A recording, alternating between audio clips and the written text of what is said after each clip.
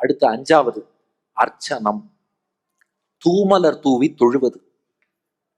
இந்த கைங்கரியம், அதாவது பெருமாளுக்கு புஷ்பம் மலர் சமர்ப்பிப்பது இருக்கே, இது ஒரு பெரிய கைங்கரியம். இத வராக பெருமாளே விதித்திருக்கிறார். வராக புராணம் என்ற புராணம், பிரளய கடல்ல பூமி தேவி மூழ்கி இருந்த போது பெருமாள் பன்றி வடிவில் வராகனாக தோன்றி பூமாதேவியை மீட்கிறார். அப்போ பூமாதேவி வராக பெருமாள்கிட்ட கேட்டா, இந்த பிரளய கடல்ல இருந்து என்ன காப்பாத்திட்டீங்க, அது ஒரு புறம் இருக்கட்டும், பிறவி பெருங்கடல்ல என்னுடைய குழந்தைகள் ஜீவாத்மாக்கள்லாம் கஷ்டப்படுறாங்களே, அவர்களை எப்போது காக்க போகிறீர்கள்? ஒரு அம்மா எப்போதுமே தன்னை பத்தி கவலைப்பட மாட்டா, குழந்தைகளை பத்தி தான் கவலைப்படுவா. அது போல பூமாதேவி சொல்றா, பிரளய கடல்ல இருந்து என்ன காப்பாத்திட்டீங்க, பிறவி பெருங்கடல்ல அவ குழந்தைகள் யாரு, நாம தான். பிறவி பெருங்கடலில் என் குழந்தைகள் இத்தனை பேர் கஷ்டப்படுகிறார்களே, இவர்களை எல்லாம் காப்பாற்ற நீங்கள் என்ன ஏற்பாடு வைத்திருக்கிறீர்கள் என்று பூமாதேவி கேட்கிறா. அப்போ வராக பெருமாள் பூமி தேவிக்கு நிறைய உபதேசம் பண்றார். இதெல்லாம் பண்ண சொல்லு, பண்ணினா நான் காப்பாத்துவேன்னு.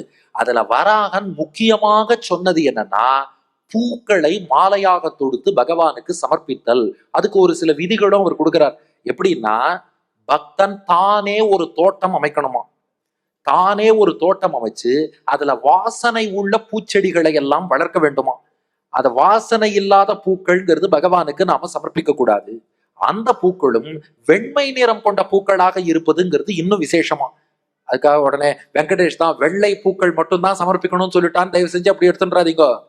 பெருமாள் சொல்றது எல்லா நிற பூக்களும் சமர்ப்பிக்கலாம், ஆனா வாசனை இல்லாத பூ சமர்ப்பிக்க கூடாது. இந்த ஆர்டிபிஷியல் காகித பூலாம் சமர்ப்பிக்க கூடாது.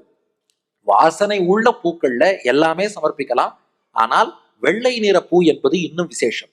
அப்படிப்பட்ட பூக்களை எல்லாம் தானே வளர்த்து, அந்த பூச்செடியை வளர்த்து தானே மலர்களை சேகரித்து பக்தன் தானே மாலை தொடுத்து, அதுவும் நூல்ல தொடுத்தா ஆச்சாரம் கம்மி, நார்ல தொடுக்கிறது இன்னும் விசேஷம். நார்ல மாலையாக தொடுத்து ஒவ்வொரு நாளும் என் பக்தன் எனக்கு சமர்ப்பிச்சான்னா, இளமை காலத்துல பக்தன் எனக்கு பூமாலை சமர்ப்பிச்சான்னா, முதுமை காலத்துல மரணப்படுக்கையில அந்த பக்தன் என்னை மறந்தாலும் நான் அவனை நினைவில் கொண்டு காப்பாற்றுவேன்னார். நினைச்சு பாருங்க, கடைசி காலத்துல அப்போதைக்கு இப்போதே சொல்லி வைத்தேங்கிற மாதிரி கடைசி காலத்துல கப்பம் வாதம் பித்தம் எல்லாம் இழுத்துண்டு மரணப்படுக்கையில படுத்துட்டு இருக்கும் போது நம்மால் பகவானை நினைச்சு பார்க்க முடியுமா?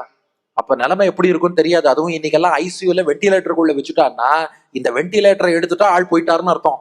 வெண்டிலேட்டர் இருக்க வரைக்கும் அவருக்கே தெரியாது எப்ப வெண்டிலேட்டர் எடுக்க போறா, எவ்வளவு காலம் இருக்க போறோம், ஒண்ணுமே தெரியாது. அந்த நேரத்துல பகவானை நினைச்சுக்கோன்னா கஷ்டம். அப்ப பெருமாள் என்ன சொல்றார், இளமை காலத்தில் பூமாலை பகவானுக்கு சமர்ப்பிக்க வேண்டும். அதை நாம பண்ணி இந்த கைங்கரியத்தை பண்ணிட்டா கடைசி காலத்துல நாம் மறந்தாலும் பகவான் நினைவில் கொண்டு ரட்சிப்பான்.